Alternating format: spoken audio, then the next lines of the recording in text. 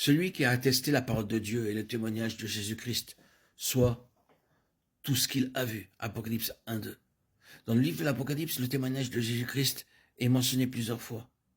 Ce fut à cause du témoignage de Jésus-Christ que l'apôtre Jean fut déporté sur l'île de Patmos, Apocalypse 1-9. C'est pour avoir maintenu le témoignage que les saints d'autrefois furent mis à mort, Apocalypse 6-9. Satan attaque furieusement ceux qui gardent le témoignage de Jésus, Apocalypse 12-17. Au retour du Seigneur, ceux qui auront gardé fermement le témoignage de Jésus régneront avec lui. Plus loin, un ange déclara à Jean que le témoignage de Jésus est l'esprit de la prophétie, Apocalypse 19-10. Et pour finir, Paul, dans une de ses épîtres, a aussi déclaré le témoignage de Christ ayant été solidement établi parmi vous, 1 Corinthiens 1-6. Qu'est-ce donc que le témoignage de Jésus-Christ? Il nous faudrait un peu de temps pour répondre pleinement à cette question. Nous ne pouvons ici qu'expliquer brièvement son essence. Le témoignage de Jésus-Christ comporte 4 aspects. Qui est Jésus, premièrement, c'est-à-dire ce qu'il était jadis et ce qu'il est maintenant. Quelle est sa relation avec l'homme, ce qu'il a fait et accompli à la croix. Et ensuite, quelle est sa relation avec le dessein éternel de Dieu. Nous croyons que ces 4 aspects englobent toute la portée du témoignage de Jésus-Christ. Beaucoup de choses pourraient être dites au sujet de ces 4 aspects. Ce que Jésus était jadis et ce qu'il est maintenant, cette question concerne la personne de Christ.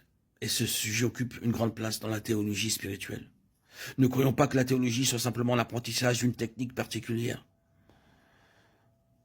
La méthode la plus profondément subtile et affinée du diable consiste à attaquer la personne de Christ. Il saisit toutes les occasions pour égarer les hommes par quelque profonde et physiologique approche de la personne de Christ. S'il parvient à séduire un croyant pieux en le faisant tomber sur ce plan-là, il pourra détruire la vie du ministère de cet homme. Souvenons-nous que bien que le diable, par ses complots rusés, tend un piège aux enfants de Dieu sur ce point précis. Plus nous voudrons aller loin avec le Seigneur et plus affinés pourra être la tentation satanique à l'égard de la personne de Christ. Votre être tout entier serait réduit à rien devant Dieu. Une légère remise en cause ou une petite erreur dans vos propos à l'égard de la personne de Christ et vous ne serez plus d'aucune utilité dans la main de Dieu. Le diable concentre ses attaques sur les croyants consacrés pour les attirer hors du droit chemin de la vérité concernant cette question. À cause de cela, nous devons juger soigneusement les soi-disant vues théologiques des hommes afin de ne pas être enlacés dans le filet de Satan. Ce qu'est Jésus constitue le fondement du témoignage. Tous les faux enseignements et les doctrines destructives visent directement ou indirectement ce thème central.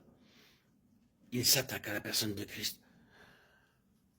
Beaucoup essaient d'interpréter ce qu'il est de manière détournée, mais pour finir, nous constaterons qu'ils ne confessent pas que Christ est Dieu et ne permettent pas que d'autres le reconnaissent en tant que Dieu. Par conséquent, le premier aspect du témoignage de Jésus-Christ est en relation évidente avec sa personne.